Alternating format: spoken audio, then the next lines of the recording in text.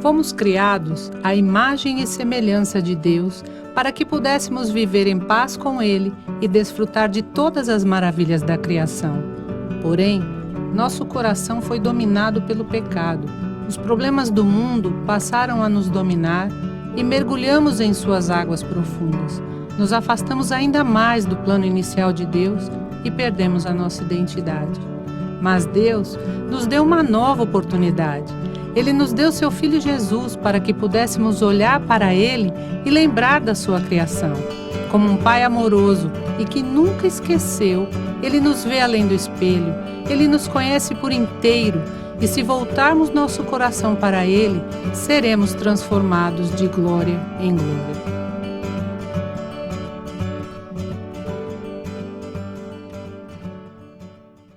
Hoje é uma mensagem introdutória, cujo tema é Em Busca de uma Identidade Essencial. Repita comigo o tema da mensagem hoje, Em Busca de uma Identidade Essencial. Já que a gente está falando de revisão de identidade, a gente tem que entender o que é que precisa revisar. Deus nos ensina aqui em Gênesis capítulo 1, verso 26 e 27. Então disse Deus, façamos o homem a nossa imagem conforme a nossa semelhança. Domine ele sobre os peixes do mar, sobre as aves do céu, sobre os grandes animais de toda a terra e sobre todos os pequenos animais que se movem rente ao chão. Criou Deus, o homem, à sua imagem.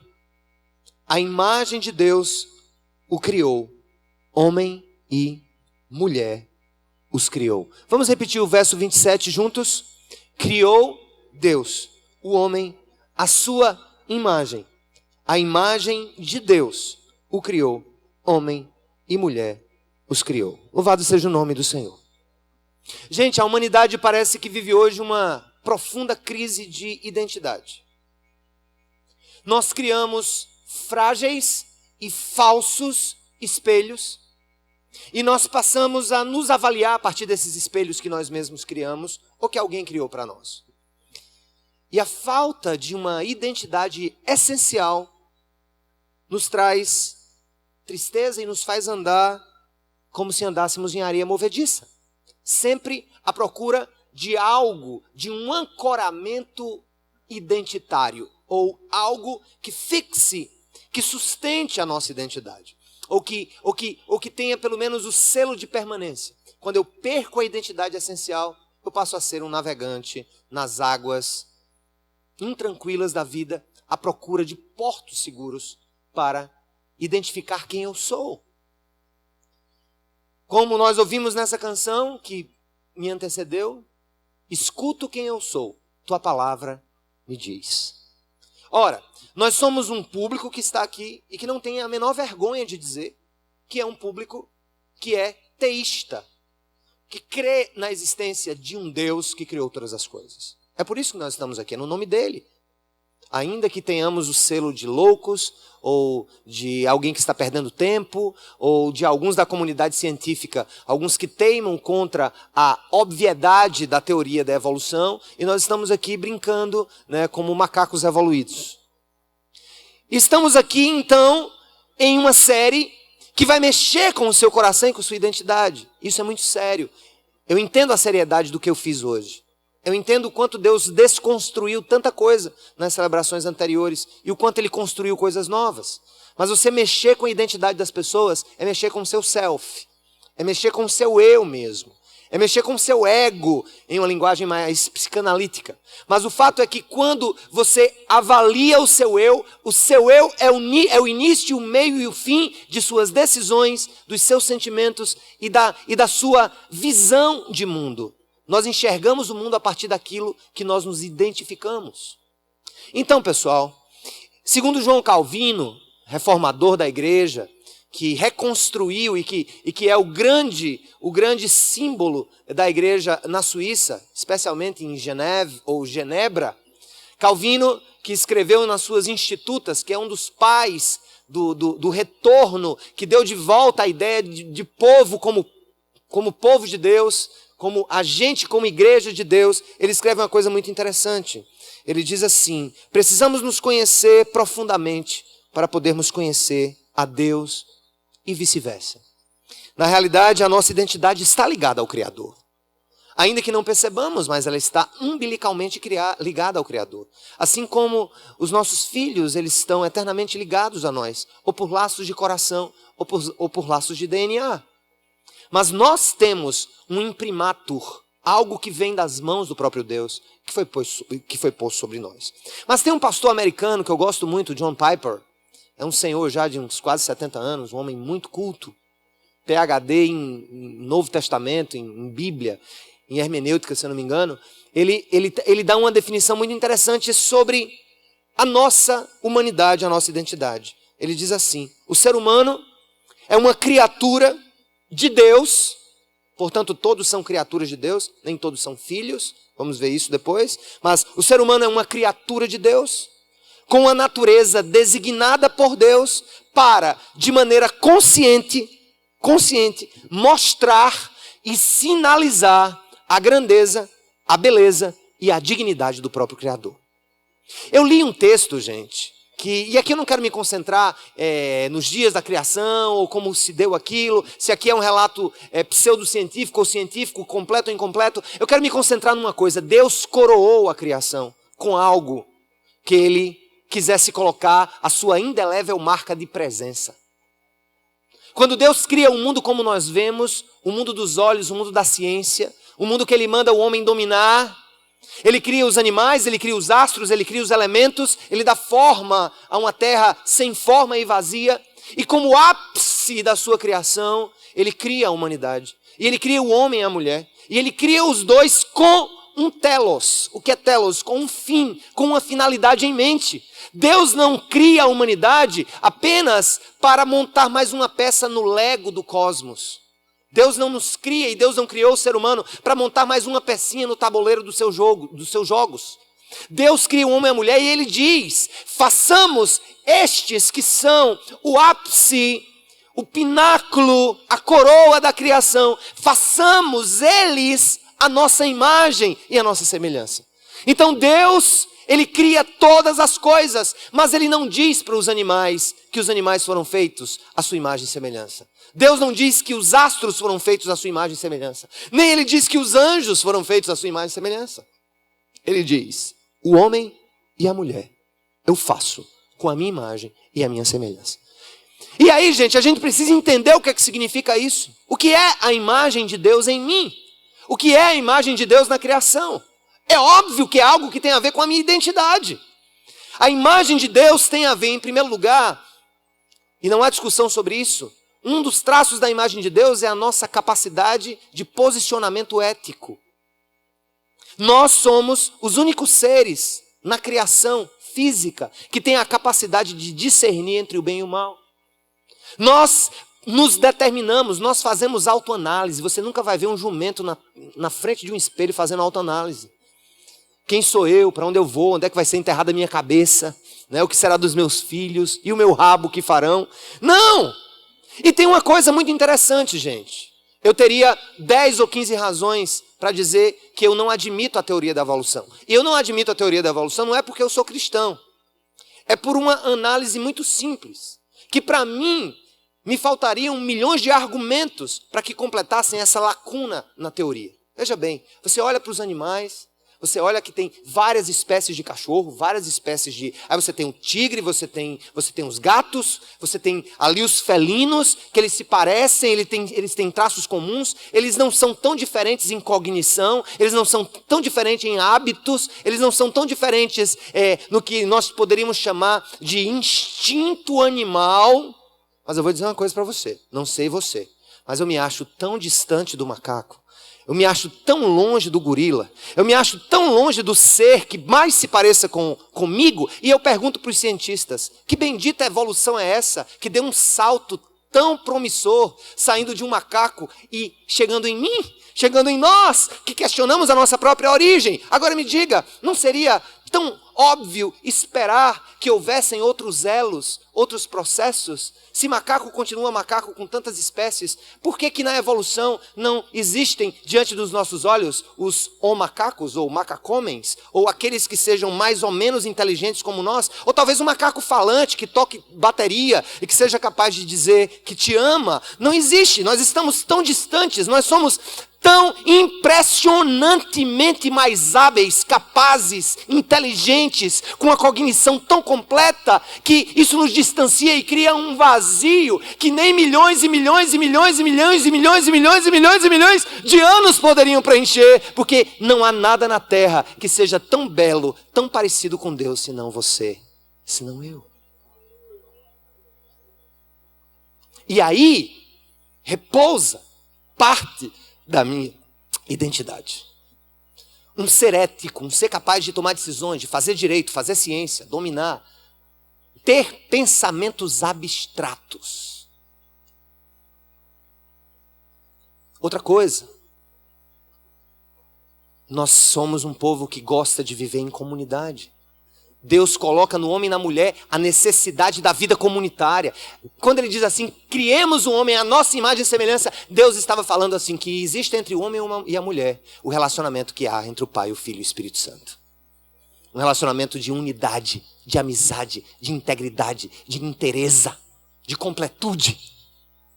Agora, gente, de todas as definições de imagem e semelhança, a que vem mais à minha cabeça é a seguinte. Se você for na Epitácio Pessoa, se você chegar na Praça da Independência, sair na direção da praia, você vai ver do lado esquerdo um busto de Epitácio Pessoa. No final você vai ver o busto do Almirante Tamandaré. E as cidades, especialmente, as cidades mais antigas, elas são cheias de bustos. O que é que o busto faz? O que é que a imagem faz? O que é que a estátua de alguém faz? Ela me reporta aquele alguém. Ela aponta para aquele alguém. Você passa e diz aqui, poxa, eu me lembro, a partir desse busto, eu tenho uma ideia dos traços de quem foi Epitácio Pessoa. Eu tenho uma ideia dos traços de quem foi o Almirante Tamandaré. Eu tenho traços da sua história que são escritas, inclusive, ali naquela placa de bronze sobre quem ele foi, quando nasceu, e talvez o que tenha sido de mais importante na sua própria vida. O fato é que as imagens, e daí o nome imagem e semelhança, as imagens que nós construímos aqui, ou por fotografia, ou através da arte, ou através da escultura, elas são necessidades que nós temos de apontar para alguém, ou de chamar a atenção com relação à vida de alguém. E hoje eu entendo por que Deus diz assim. Hoje eu entendo de uma maneira mais perfeita do que eu entendi no passado, quando Deus disse, não façam imagem alguma de mim. Não tentem fazer uma imagem de mim. Não tentem me colocar em uma imagem de escultura. E poucos não entendem por que Deus disse, não façam imagem de escultura. Não façam de mim uma imagem de escultura, porque vocês já são a minha imagem. Olha que coisa. Nós somos a imagem de Deus. Ateus ou agnósticos ou cristãos.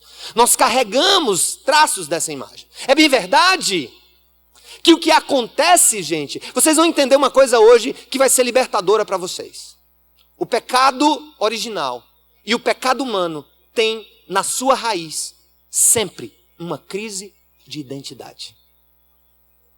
Sempre uma crise de identidade. Eu quero que você venha comigo e caminhe pelo texto sagrado de Gênesis. E nós vamos ler o capítulo 3 para construir o argumento que eu vou começar agora a destrinchar com vocês. Olha o que diz no relato da queda. Depois que Deus cria o homem e a mulher à sua imagem e semelhança. Olha o que a Bíblia diz. Ora, a serpente era o mais astuto de todos os animais selvagens que o Senhor Deus tinha feito.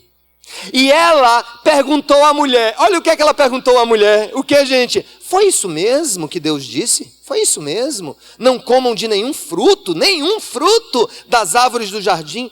E respondeu a mulher à serpente, não, nós podemos comer do fruto sim, das árvores todas do jardim. Mas Deus disse, não comam do fruto da árvore que está no meio do jardim, nem toquem nele, do contrário vocês morrerão. Foi o que Deus diz à mulher e ao homem.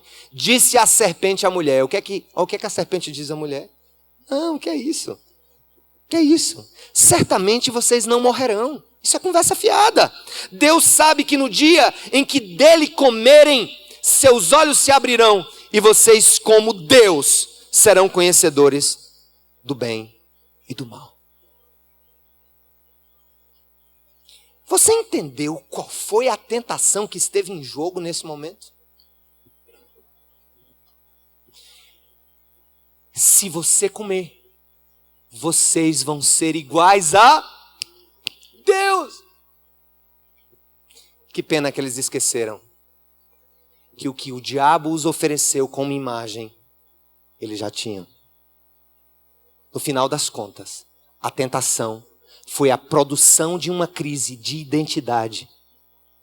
O diabo ofereceu ao homem e à mulher uma identidade que eles já tinham. Eles morreram por quê? Porque o pecado quebrou essa imagem. E hoje nós tateamos no escuro atrás de outros espelhos. As grandes crises na nossa vida são crises de identidade. A rebeldia de um adolescente é uma crise de identidade. Um homem que trai uma mulher, a sua esposa, ele tem uma crise de identidade. Ele não sabe o que é ser homem. Ele sabe o que é ser macho. Ele sabe o que é ser garanhão, mas ele não sabe o que é ser homem. O pecado tem na raiz uma crise de identidade. O primeiro pecado teve na sua raiz uma crise de identidade. Vocês vão ser iguais a Deus. E aquelas duas antas poderiam ter dito, ora, bolas, nós já somos. O que é que você está nos oferecendo de novo? Nós já somos. No final das contas, fica a pergunta, o que era a árvore, o que era o fruto? Aí vem as teorias, né? A maçã, a jaca, o morango, uma laranja. Aí a Idade Média, a igreja da Idade Média pega a maçã e transforma na sexualidade e diz que sexo é pecado, porque a maçã foi quando Eva comeu a maçã e Adão comeu a maçã também.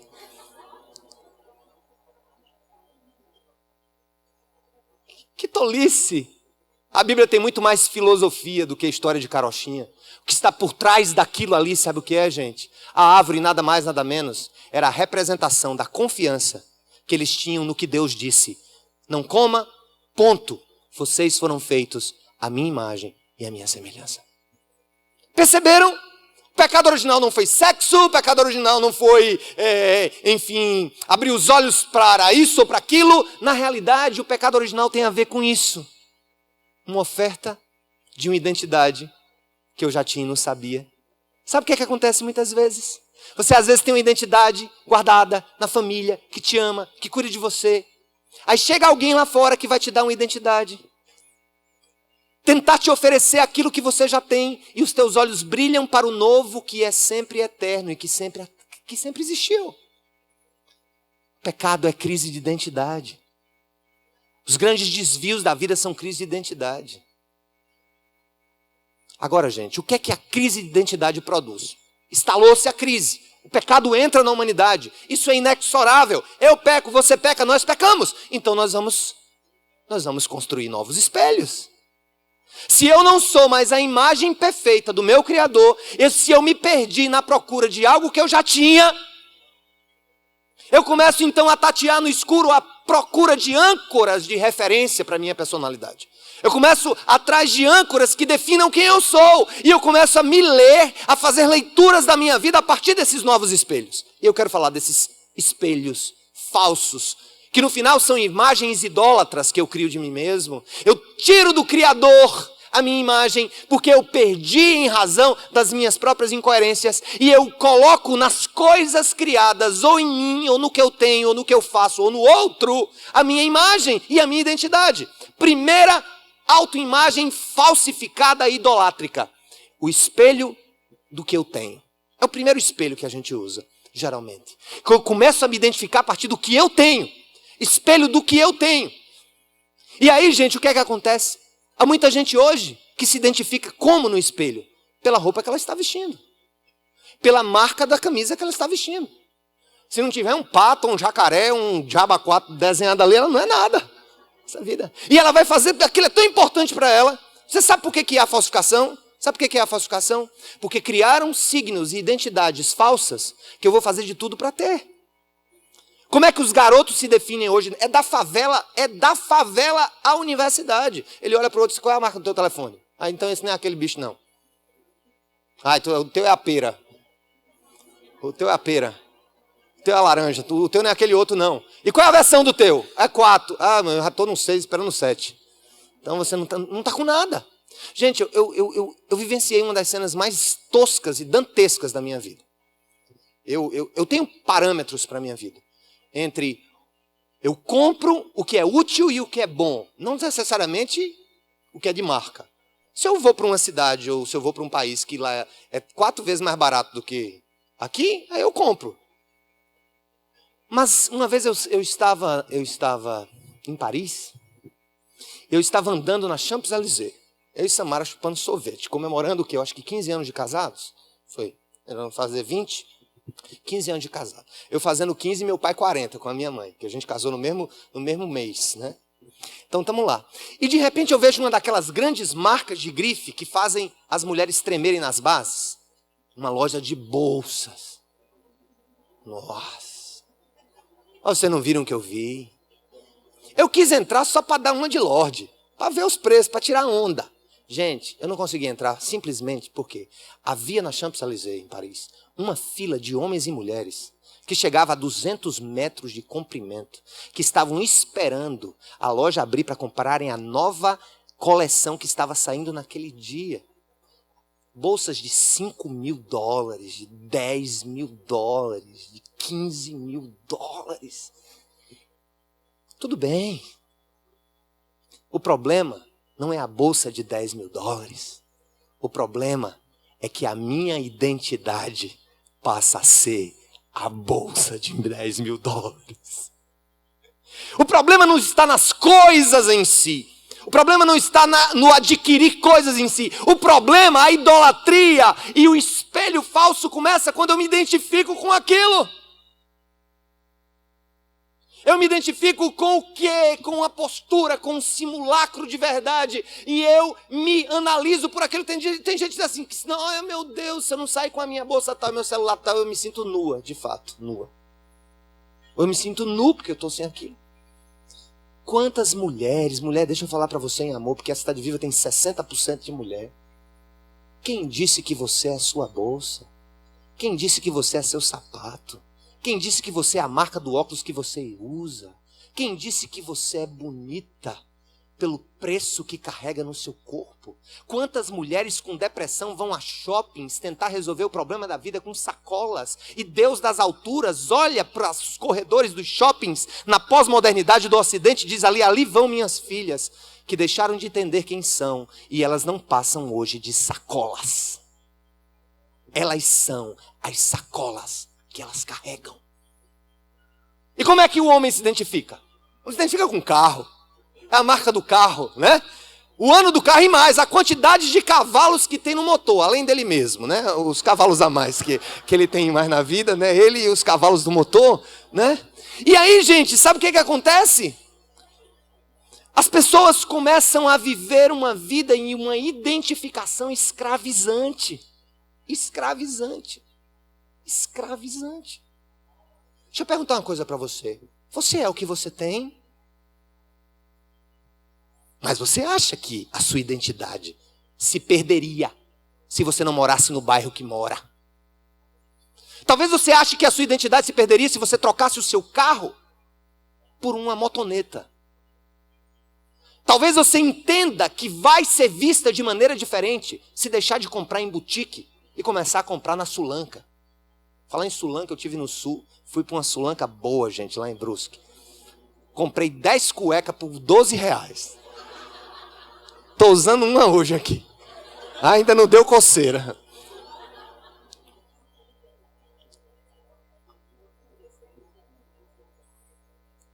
Cristianismo de consumo. Observa, como é que é hoje que se identifica um homem e a mulher de Deus? Eu não tinha nada, agora eu tenho uma casa, um carro, 3 empregos, 4 lojas, 300 empregados. Então, perfeito, meu irmão. Você é exatamente o que você tem. Belíssimo espelho. Parabéns. Qual é o outro espelho falso? Além do espelho do que eu tenho, é o espelho do que eu sou capaz de realizar.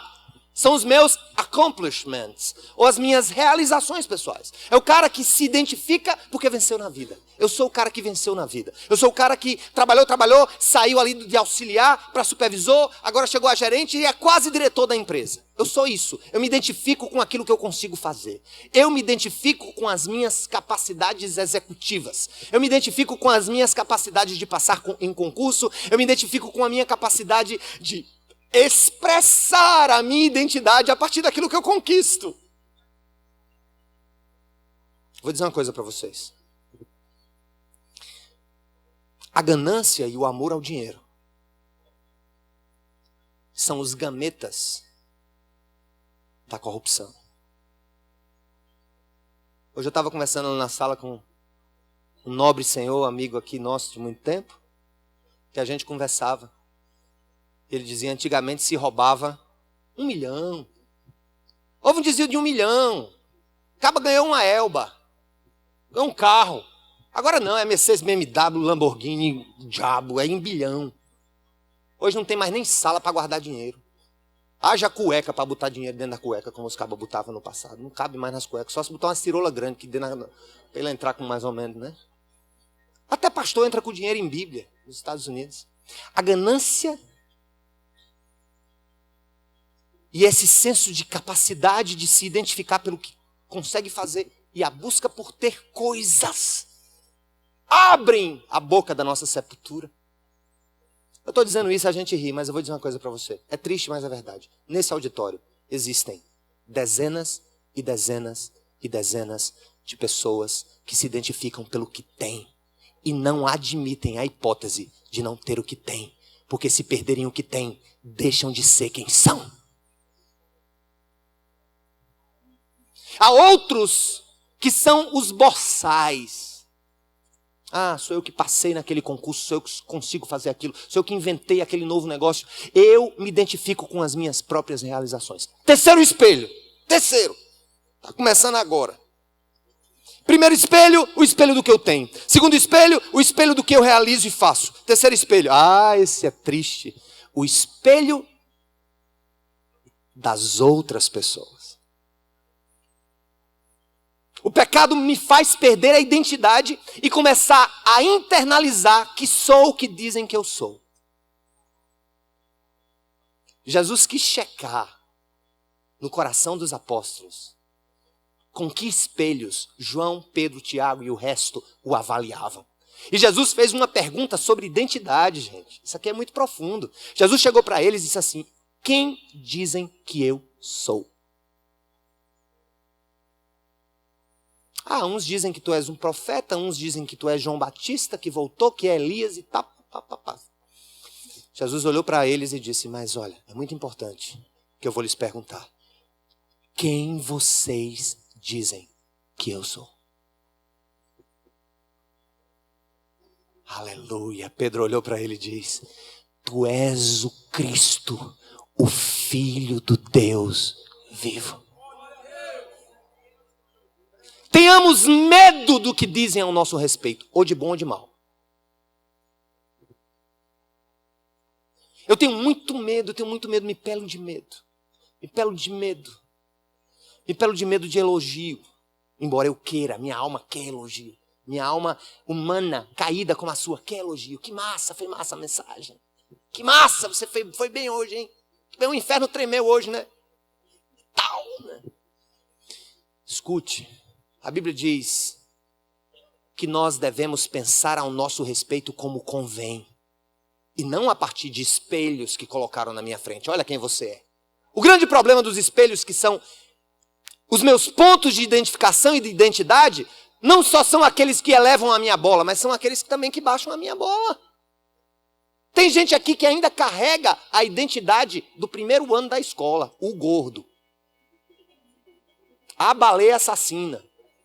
Olívia Palito, Maga Chupada, Barata de Padaria, Dumbo da Zureona, Dedão, Cabeçudo, Cabelo Pichain, Cabelo Comprido, o burro, o jegue, o jumento, o inteligente, o intelectual. Cada qual que diga o que eu sou.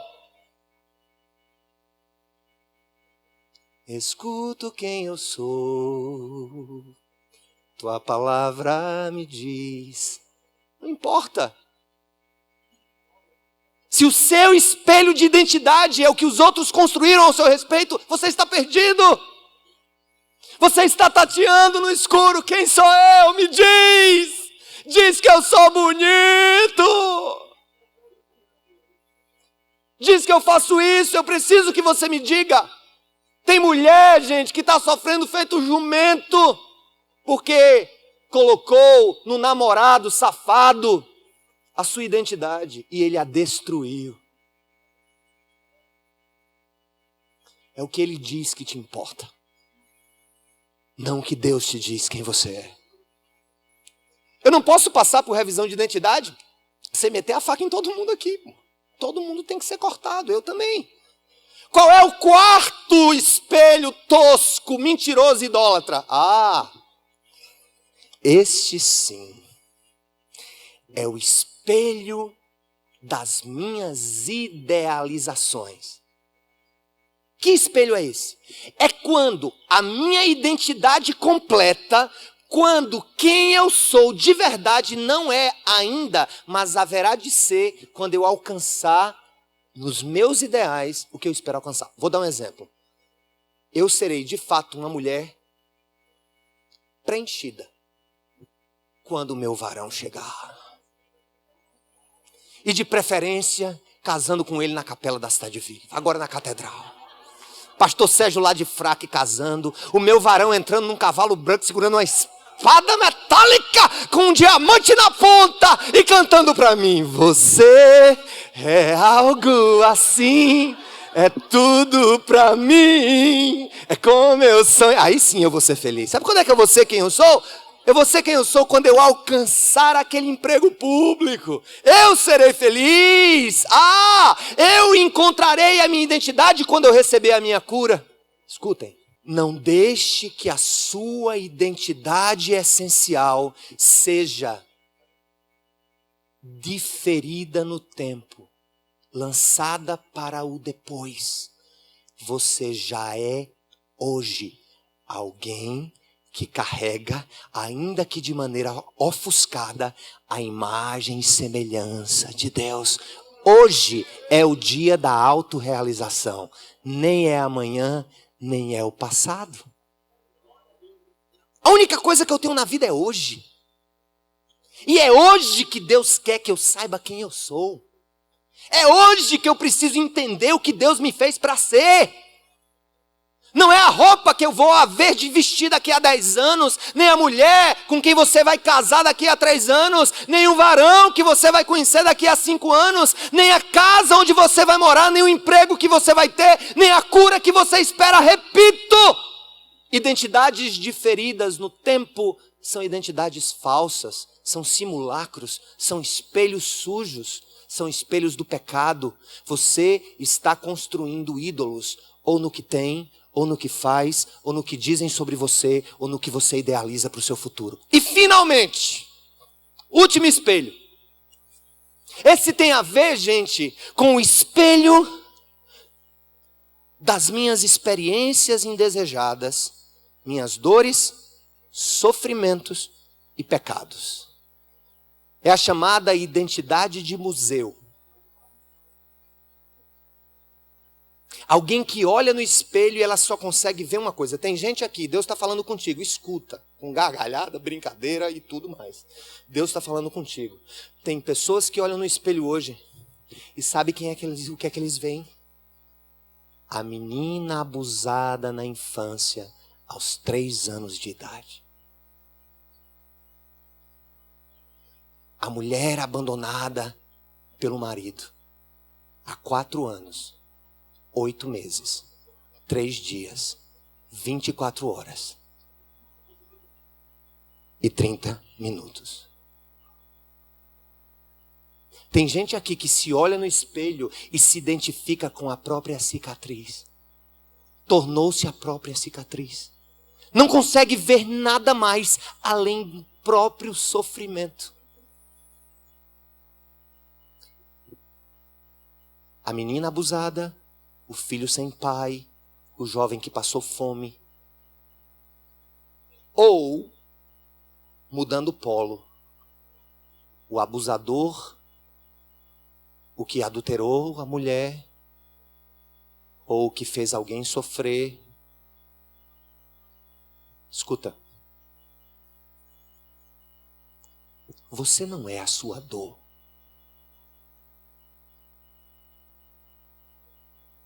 Você não é o seu sofrimento. E eles, de longe, formam a sua identidade essencial.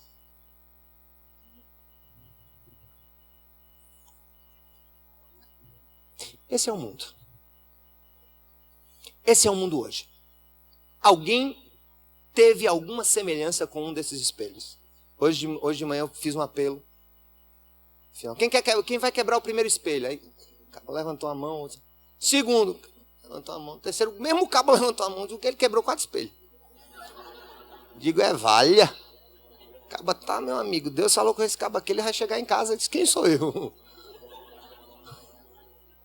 Porque eu não sou mais nada, eu não sou mais o que eu tenho, eu não sou mais o que eu faço, eu não sou mais o que dizem de mim, eu não sou mais o que eu desejo para a minha vida no futuro e nem sou mais o sofrimento do meu passado. Quem sou eu? Ele passou por um processo de formatação. Na realidade, o disco rígido dele foi formatado na igreja, ele está feito baleca agora. Quem sou eu? Mas ele não saiu daqui baleco, não. E ninguém daqui vai sair baleco, sabe por quê? Porque quando Deus toca feridas identitárias, é porque Ele quer reprogramar a minha mente, o meu coração e o meu espírito para saber quem eu sou de verdade. Aleluia. O que eu vou começar a falar agora talvez não interesse para ateus, nem agnósticos ou simpatizantes simplesmente do Evangelho. Eu vou falar agora de um turning point, de um ponto de mudança, de algo que sai da curva e contraria toda a lógica humana e encontra um novo caminho. Quem é Jesus nessa história toda, gente? Jesus é o homem perfeito, é o segundo Adão, é quem não negou sua identidade.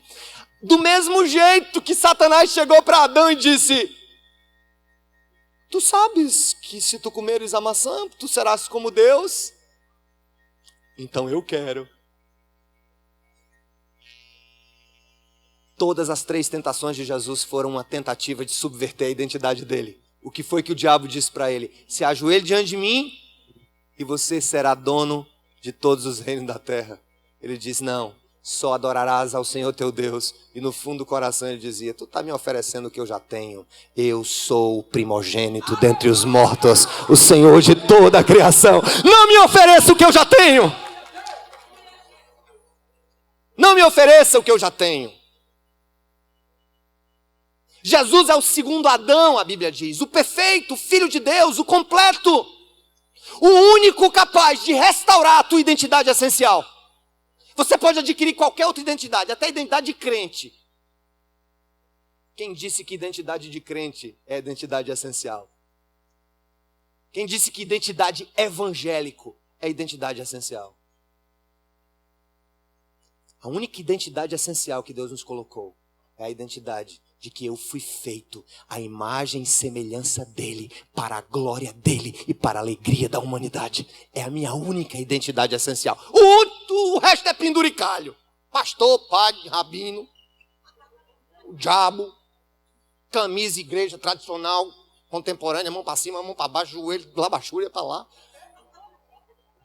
Tudo é circunstancial. Tem gente que diz, você é o que? Eu sou pentecostal. Beleza, amém. Quem é aquele irmão? Aquele é um médico. Eu nunca quero saber o que ele faz, não. Eu quero saber quem ele é. Qual é o nome dele? Qual é o nome dele? Escute, eu estou falando de uma coisa muito importante. Só um ser nessa vida pode resgatar a identidade essencial da gente. É aquele que obedeceu até o fim para poder nos comprar para Deus e para poder restaurar a nossa identidade. Quando Jesus veio para a cruz, sabe o que estava acontecendo na cruz? Talvez você nunca tenha ouvido o evangelho com essa terminologia que eu vou dizer hoje. Mas sabe o que estava acontecendo na cruz? Quando Jesus estava morrendo ali, sofrendo, sabe o que ele estava fazendo? Estava quebrando espelhos. Eu quebro na minha carne a identidade que o povo tem sobre o que eles têm. Eu quebro na minha carne a identidade que eles têm no pecado que cometeram, no sofrimento que sofreram. Eu quebro todos os espelhos. Sabe o que é conversão? Você nunca ouviu isso não, porque eu inventei hoje. Mas é uma maneira de todo mundo sair daqui entendendo. Quando eu tinha 23 anos, portanto, há alguns anos atrás, eu tinha 23 anos, um colega meu me chamou para a casa dele.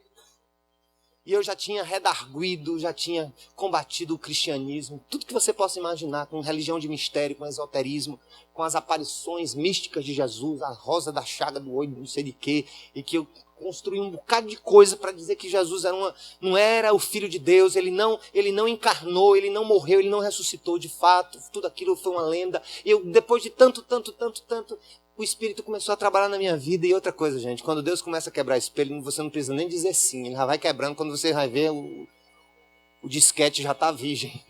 O disquete, ó, quem é do tempo de disquete aqui? Nossa, mas você é daquele tempo do grandão assim, da bolacha? Eu sou do tempo da bolacha. Esse jovem não sabe nem o que é disquete. Nem pergunte. Escute, eu tinha 23 anos. E esse amigo investiu em minha vida. E eu me lembro que eu estava com Samara em uma noite, depois de comer pizza, com esse colega e a sua esposa. Ele me apresentou Jesus de uma maneira muito clara. E ele disse, você compreende? Se fosse hoje eu diria, estou te entendendo, meu.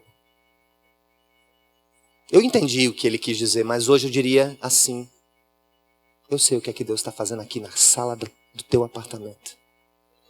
Ele está quebrando espelhos idólatras e falsos, e está me dando um novo espelho que está refletido a face de Cristo em mim. Sabe o que é conversão? Sabe qual é a diferença entre alguém que anda com Deus e o religioso ou o ateu? Só tem uma diferença. Os espelhos foram trocados. Jesus morre na cruz para me dar um novo espelho. Uma nova imagem. Olha o que a Bíblia diz sobre esse processo. Primeiro deles, a carta aos Colossenses é uma carta riquíssima quando o assunto é a identidade de Jesus. Havia entre os gnósticos a ideia de que Jesus era um espírito ou que ele era uma emanação de Deus, mas não era o próprio Deus. Olha o que é que São Paulo escreve. É a mais bela poesia sobre Jesus, que está no primeiro capítulo da carta aos Colossenses, no verso 15. Acharam? Olha o que diz aqui. Colossenses capítulo 1, verso 15. É o que diz a palavra. Vamos lá, gente. Ele é o que, gente? A imagem do Deus invisível. Para! Qual é a palavra que ele usa para falar de Jesus? Imagem. Identidade. Ele é o próprio Deus invisível.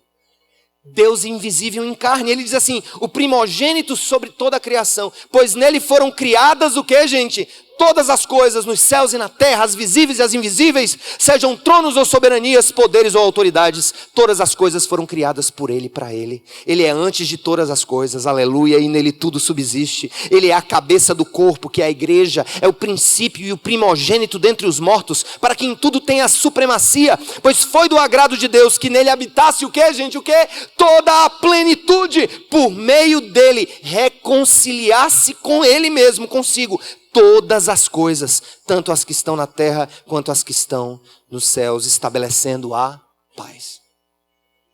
Deus quer acabar com tua crise de identidade e te dar paz. E quem pode dar paz é aquele homem perfeito, identidade inabalável, identidade e imagem completa e perfeita de Deus, que morreu na cruz para que os teus espelhos pudessem ser trocados.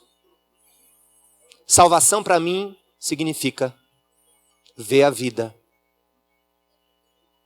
sobre a ótica de Jesus e não mais sobre a ótica dos meus espelhos.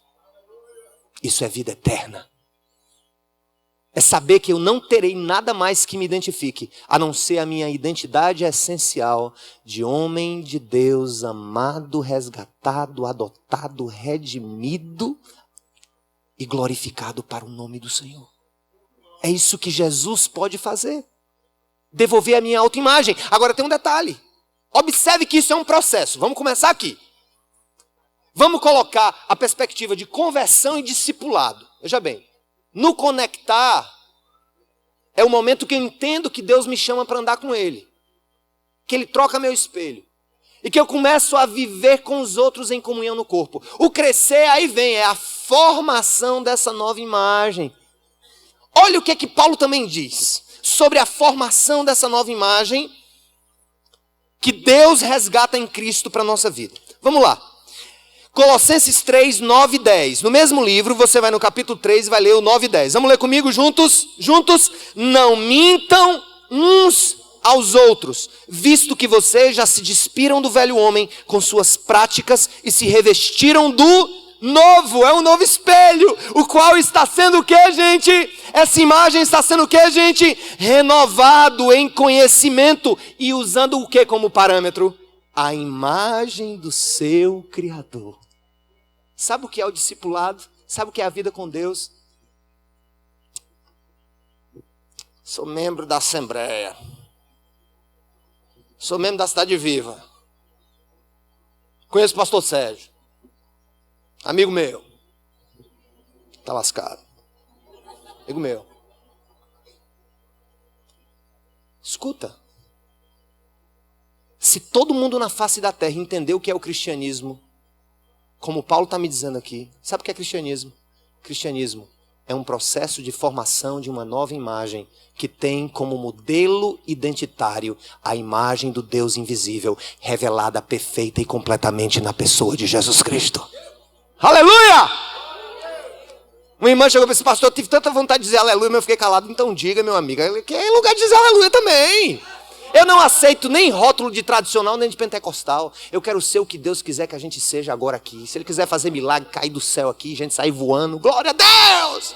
Porque não há limites! Deus é dono de todas as coisas, Ele faz o que Ele quer fazer. Então dê glória a Deus mesmo, porque conversão é a construção de uma nova imagem que Deus me dá e que tem como parâmetro de identidade a pessoa perfeita, completa e pura do nosso Senhor Jesus Cristo, nosso Senhor e Salvador. Aleluia!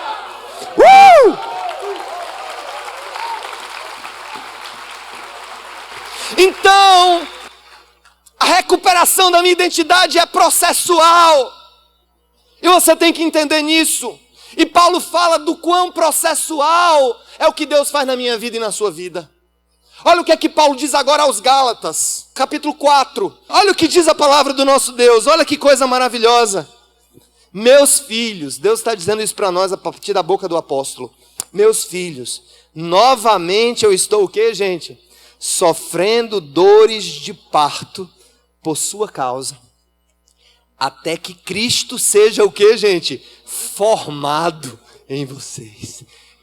Tem um ser dentro de mim que está sendo formado e construído. Há um ser dentro de mim que é totalmente outro, totalmente novo, totalmente perfeito, que está entrando nas entranhas do meu caráter, da minha vida. Paulo disse que sofria dor como uma mulher que vai dar um filho, porque ele queria ver Jesus sendo formado dentro do coração e da vida dos Gálatas, dos habitantes da antiga Galácia. Escuta! Quando Deus criou a mulher, Ele fez o que com o homem? Vai dormir. Deu um sono pesado, não foi? Eu especulo que é para que o homem não se intrometesse, para dizer como seria, né? Vai dormir que eu resolvo. Ou seja, Deus deu anestesia para a criação da mulher. Mas o pecado deu à mulher dor de parto. E a formação da minha eterna e perdida identidade essencial é um processo doloroso.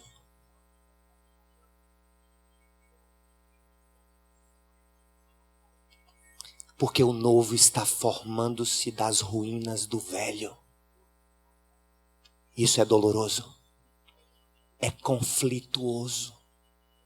O velho Sérgio está sendo consumido todos os dias por seus sofrimentos, alegrias e experiências, por um novo ser, a imagem perfeita, a semelhança completa de Jesus.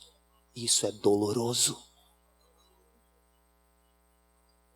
Porque mexe com meus gostos, mexe com as minhas falsas identidades. Deus em mim mexe com as minhas falsas identidades. Ele me provoca, Ele nos provoca, Ele nos coloca em conflito. É por isso que muitos olham para a igreja e não veem às vezes tanta diferença nas pessoas. Jesus disse: eu não vim chamar os sãos, eu vim chamar os doentes.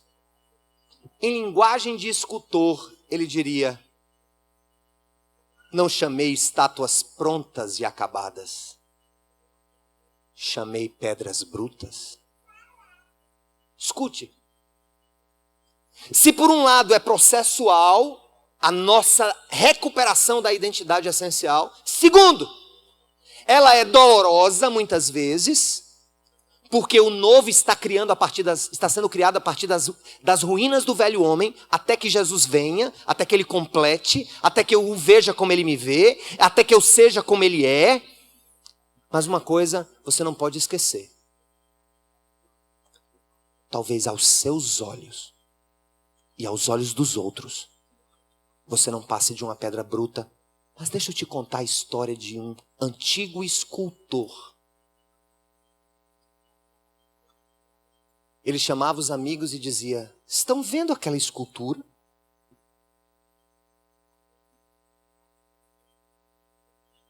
O quê?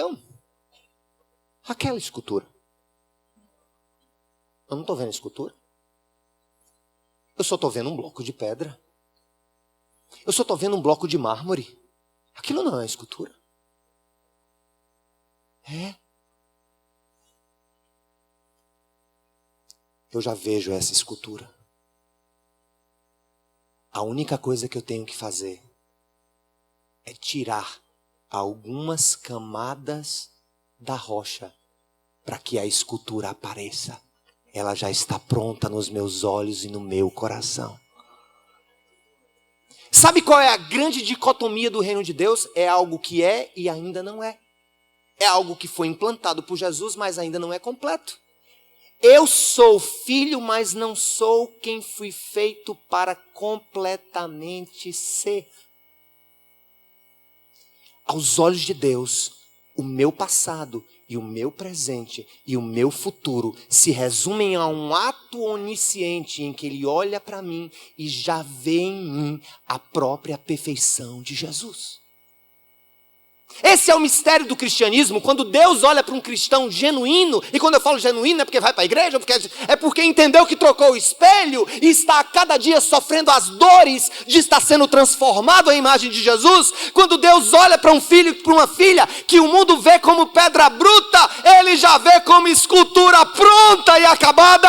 Deus já te vê do jeito que Ele pensou antes de você nascer. Aos olhos dEle você já reflete a glória dEle. Você já está completo, acabado, terminado, completo, perfeito aos olhos do Criador, porque Jesus, o teu parâmetro de identidade, já morreu por você, já ressuscitou por você, e foi glorificado por você, e voltará por causa das pedras brutas, para que o mundo veja, em meio às ruínas de um mundo em decadência, um corpo que surge sem nenhum mérito, mas que carrega no corpo, no coração e no espírito a marca indelével de Jesus, a imagem do Criador, do Senhor de todas as coisas. Eu não sou ainda o que eu fui feito para ser, mas aos olhos de Deus já fui o que sempre Ele esperou que eu fosse, porque Jesus morreu na cruz no meu lugar. Aleluia!